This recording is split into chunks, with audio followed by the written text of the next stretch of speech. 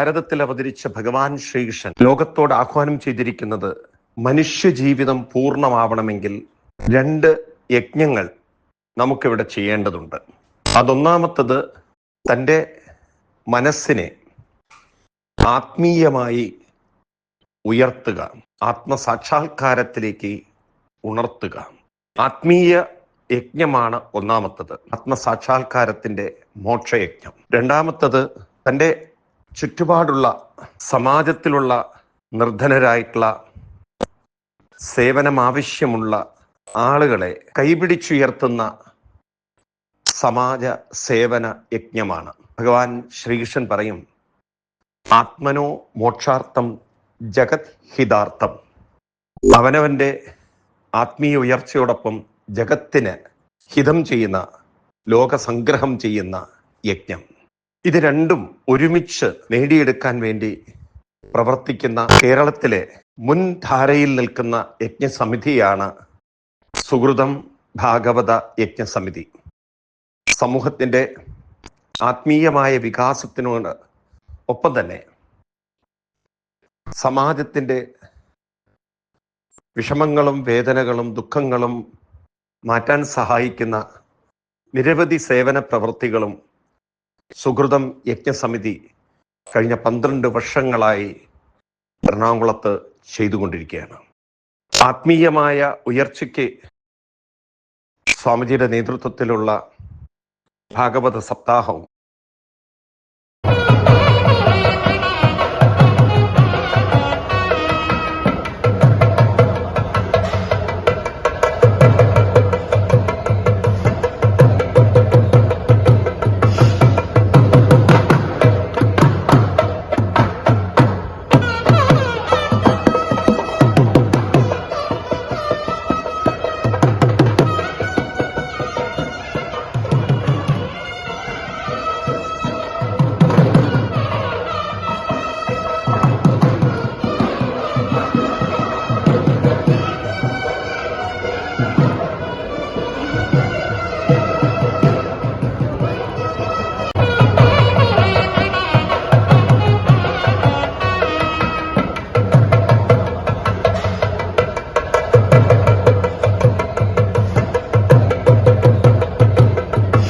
അതോടൊപ്പം തന്നെയുള്ള സേവന പ്രവർത്തനങ്ങളിൽ ഏറ്റവും പ്രധാനപ്പെട്ട സേവന പ്രവർത്തനങ്ങൾ, നമുക്ക് ഏറെ അഭിനന്ദിക്കാവുന്ന സേവന പ്രവർത്തനങ്ങൾ, ഒന്ന് നിർധനരായ കുടുംബത്തിലെ പെൺകുട്ടികളുടെ മാംഗല്യ ഭാഗ്യമാണ്. കഴിഞ്ഞ 12 വർഷങ്ങളായി 96ഓളം നിർധന കുടുംബത്തിലെ പെൺകുട്ടികൾക്ക് മാംഗല്യ സൗഭാഗ്യം കൊടുക്കാൻ സുഹൃതം യജ്ഞസമിതിക്ക് സാധിച്ചു എന്നത് എത്ര അഭിനന്ദിച്ചാലും മതിവരാത്ത കാര്യമാണ്. സ്വർണ്ണാഭരണങ്ങളും വേണ്ടത്ര വസ്ത്രങ്ങളും വിവാഹത്തിന് വേണ്ടുന്ന മറ്റെല്ലാ കാര്യങ്ങളും ഓരോ കുടുംബത്തിലെയും ആളുകളെ വേണ്ടത്ര പങ്കെടുപ്പിച്ചുകൊണ്ട് നടത്തുന്ന വിവാഹ മഹോത്സവം എറണാകുളത്തപ്പൻ്റെ സന്നിധിയിൽ നടന്ന വിവാഹം 96ഓളം കുടുംബങ്ങൾക്ക് മാംഗല്യ ഭാഗ്യം നൽകിയ വിവാഹം, അത് സുഹൃതം യജ്ഞസമിതി കൈവരിച്ച ഏറ്റവും വലിയ ഒരു നേട്ടം തന്നെയാണ്. ഭഗവാൻ ശ്രീകൃഷ്ണൻ നിർധനരായ കുറേ പെൺകുട്ടികളെ വിവാഹം ചെയ്ത് സ്വീകരിച്ചു എന്ന കഥ നാം ഭാഗവതത്തിലൂടെ കേട്ടിട്ടുണ്ട്. സമൂഹത്തെ കൈപിടിച്ചുയർത്താൻ, കുടുംബജീവിതം നേടിക്കൊടുക്കാൻ സുഹൃതം യജ്ഞസമിതി ചെയ്ത ഈ മഹത്തായ യജ്ഞം ഏറ്റവും അഭിനന്ദനീയമായ കാര്യം തന്നെയാണ്.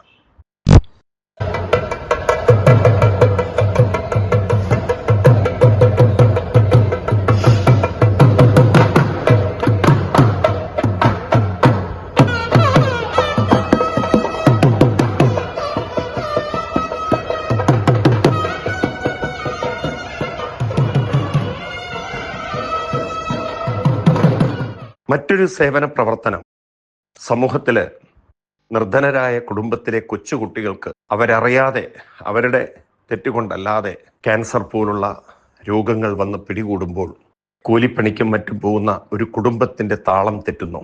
രോഗങ്ങൾക്കുള്ള ചികിത്സ കുറെയൊക്കെ ഗവൺമെന്റ് ഭാഗത്തുനിന്ന്, ഹോസ്പിറ്റൽ ഭാഗത്തുനിന്ന് ഫ്രീ കിട്ടുന്നുണ്ടെങ്കിലും ഒരു കുടുംബനാഥയും എല്ലാ തൊഴിലും മാറ്റിവെച്ച് കുട്ടിയോടൊപ്പം ആശുപത്രിയിൽ ചെലവഴിക്കുമ്പോൾ അവരുടെ ജീവിതം തന്നെ താളം തെറ്റുന്നു. വില കൂടിയ മരുന്നുകൾക്ക് എപ്പോഴും ഫ്രീ കൊടുക്കാൻ ഗവൺമെന്റിന് പോലും സാധിക്കാതെ വരുമ്പോൾ പാവം രക്ഷിതാക്കൾ നെട്ടോട്ടം ഓടുകയാണ്. സുകൃതം യജ്ഞസമിതി കഴിഞ്ഞ 12 വർഷങ്ങളായി ക്യാൻസർ ചികിത്സാ രംഗത്തെ പ്രഗത്ഭനായ ഡോക്ടർ ഗംഗാധർജിയുടെ നിർദ്ദേശപ്രകാരം 650ഓളം നിർധന കുടുംബത്തിലെ കുട്ടികൾക്ക് ചികിത്സാ സഹായം നൽകി നമ്മളാൽ ആവുന്ന വിധത്തിൽ സഹായിച്ചിട്ടുണ്ട് എന്നത് നമുക്ക് കിട്ടിയ ആ കൊച്ചുകുട്ടികളെ, ഈശ്വരതുല്യരായ കുട്ടികളെ പൂജിക്കാൻ, സേവിക്കാൻ നമുക്ക് കിട്ടിയ ഒരു ഭാഗ്യം തന്നെയാണ്. ഭഗവാൻ ശ്രീകൃഷ്ണൻ തൻ്റെ ഗുരുനാഥന് ഗുരുദക്ഷിണയായി കൊടുത്തത് ഗുരുനാഥന് നഷ്ടപ്പെട്ട മകനെ തിരിച്ചു കൊടുത്തുകൊണ്ടാണ്. ഇതുപോലെ നമുക്കും കുട്ടികൾക്ക് ചികിത്സാ സഹായം നൽകി അച്ഛനമ്മമാർക്കൊരു പ്രതീക്ഷയും പ്രത്യാശയും നൽകാൻ നമുക്ക് സാധിച്ചിട്ടുണ്ട്. നമ്മുടെ പ്രവർത്തനം ശ്രീകൃഷ്ണ ഭഗവാൻ നമുക്ക് തന്നിരിക്കുന്ന ഒരു വലിയ ഭാഗ്യം തന്നെയാണ്. ഓരോ കുട്ടിയും ഈശ്വരന്റെ പ്രതിരൂപങ്ങളാണെന്ന് നമ്മൾ ഓർക്കണം. സുകൃതം യജ്ഞകുടുംബം ചെയ്ത ഈ ഒരു മഹത്തായ കാര്യം ഏറ്റവും വിലമതിക്കാൻ പറ്റാത്ത സേവനം തന്നെയാണ്. സുകൃതം യജ്ഞസമിതിയെ നമുക്കെല്ലാവർക്കും ഈ കാര്യത്തിൽ അഭിനന്ദിക്കാം. ഇനിയും സമൂഹത്തിൽ വിഷമങ്ങൾ അനുഭവിക്കുന്നവരുണ്ടെങ്കിൽ നമ്മളാലാവുന്ന വിധത്തിൽ സഹായിക്കാമെന്ന് പ്രതിജ്ഞ ചെയ്യാം. സുകൃതം യജ്ഞസമിതി കലാകാരന്മാരെ ആദരിക്കാറുണ്ട്. സുകൃതം യജ്ഞസമിതി കഴിഞ്ഞ വർഷം മുതൽ ധീരരായ സൈനികരെ ആദരിക്കുന്ന ചടങ്ങ് ആരംഭിച്ചിരിക്കുന്നു. നമുക്ക് ഈ ഭാരത മണ്ണിൽ സുഖമായി ജീവിക്കാനും രാത്രി ഭയമില്ലാതെ കിടന്നുറങ്ങാനും സാധിക്കുന്നതിന് കാരണം നാം ഉറങ്ങുമ്പോൾ തോക്കുമേന്തി മരണത്തെ മുന്നിൽ കണ്ട് ഉറക്കൊഴിഞ്ഞ് ഈ ഭാരത മണ്ണിനെ സംരക്ഷിച്ച ധീര സൈനികരുടെ ധീര പ്രവൃത്തിയാണെന്ന് നാം മറക്കരുത്. നമ്മുടെ അതിർത്തികൾ കാത്തു സൂക്ഷിച്ച് നമ്മുടെ ജീവിതത്തെ സംരക്ഷിച്ച ധീര സൈനികരെ അവരെ റിട്ടയർമെന്റിന് ശേഷം പലപ്പോഴും ഓർക്കാറില്ല. എന്നാൽ അവരെ വേദിയിൽ കൊണ്ടുവന്ന് അവരെ സല്യൂട്ട് ചെയ്യുന്ന, അവരെ ആദരിക്കുന്ന, അവരെ ബഹുമാനിക്കുന്ന ഒരു ചടങ്ങ്, നമ്മുടെ സൈനികരെ ആദരിക്കുന്ന ചടങ്ങ് നാം ആരംഭിച്ചിരിക്കുന്നു. ഇനിയും നമുക്ക് തുടരണം. നമ്മുടെ തലമുറകൾ മനസ്സിലാക്കണം, നാം ഇവിടെ സുരക്ഷിതരായിട്ടിരിക്കുന്നുണ്ടെങ്കിൽ അതിന് നമുക്ക് വേണ്ടി ജീവിതം ബലിയർപ്പിക്കാൻ തയ്യാറായിരിക്കുന്ന കുറെ മഹത്തുക്കളുടെ സേവനം കൊണ്ടാണെന്ന് നമുക്ക് നമിക്കാം, വന്ദിക്കാം ധീര സൈനികരെ. ഈ വർഷം മുതൽ സുകൃതം യജ്ഞസമിതി പുതിയൊരു പദ്ധതിയിലേക്ക് കാൽവെച്ചിരിക്കുകയാണ്. ക്ഷേത്രങ്ങളിൽ ദേവീ ദേവദർശനത്തോടൊപ്പം തന്നെ ഗോമാതാ ദർശനവും. എന്താണ് ഗോമാതാവിന് ഇത്രമാത്രം പ്രത്യേകത എന്നാണെങ്കിൽ, ഈ ഭൂമിയെ അതിന്റെ ഫലഭൂയിഷ്ഠതയിൽ, അതിന്റെ പ്രതിരോധത്തിൽ കാത്തു സൂക്ഷിക്കാൻ ഗോമാതാവിന് മാത്രമേ സാധിക്കുകയുള്ളൂ. ഭൂമി ദേവി നിലനിൽക്കണമെങ്കിൽ ഗോമാതാവ് പൂജിക്കപ്പെടണം, സംരക്ഷിക്കപ്പെടണം. ഗോമാതാവിന്റെ സാന്നിധ്യം നഷ്ടപ്പെട്ടാൽ ഭൂമിയുടെ പ്രതിരോധം നഷ്ടപ്പെട്ട് മാരക രോഗങ്ങളിലേക്ക് ഈ ഭൂമി വഴിമാറും. ഇന്ന് ശാസ്ത്രലോകം ഇത് തിരിച്ചറിഞ്ഞുകൊണ്ടിരിക്കുകയാണ്. ചിരപുരാതന കാലം തന്നെ ഭഗവാൻ ശ്രീകൃഷ്ണൻ അവതരിച്ച നാളുകളിൽ തന്നെ ഗോക്കളെയും കൊണ്ടാണ് തന്റെ ലീലകൾ ആരംഭിച്ചത്. ഗോപാലകനായി, ഗോ പരിപാലകനായി ഭഗവാൻ ശ്രീകൃഷ്ണൻ ലീലയാടി. എന്നാൽ ഇന്ന് നമ്മുടെ ക്ഷേത്രങ്ങളൊക്കെ ഗോപരിപാലനത്തിൽ നിന്നും വളരെ പുറകോട്ട് പോയിരിക്കുകയാണ്. ഒരു ക്ഷേത്രം പൂർണ്ണമാവണമെങ്കിൽ ആ ക്ഷേത്രത്തിൽ ഒരു ഗോക്ഷേത്രം കൂടി ഉണ്ടാവേണ്ടത് അനിവാര്യമാണ്. ക്ഷേത്രത്തിന്റെ പൂർണ്ണത ഗോക്ഷേത്രത്തിലൂടെ. ഓരോ ക്ഷേത്രങ്ങളിലും ദേവീദേവ ദർശനത്തോടൊപ്പം ഗോമാതാവിനെയും ദർശിക്കുമ്പോഴാണ് ഒരു ക്ഷേത്രത്തിൽ ദർശിച്ചതിന്റെ പുണ്യം നമുക്ക് പൂർണ്ണമായി കിട്ടുന്നത്. ഗോമാതാവിന്റെ നമുക്ക് ചെയ്യുന്ന സേവനങ്ങളെ ആദരവോടെ ഓർക്കുക. നമ്മളാൽ കഴിയുന്ന വിധത്തിൽ ഗോപൂജകൾ ചെയ്യുക.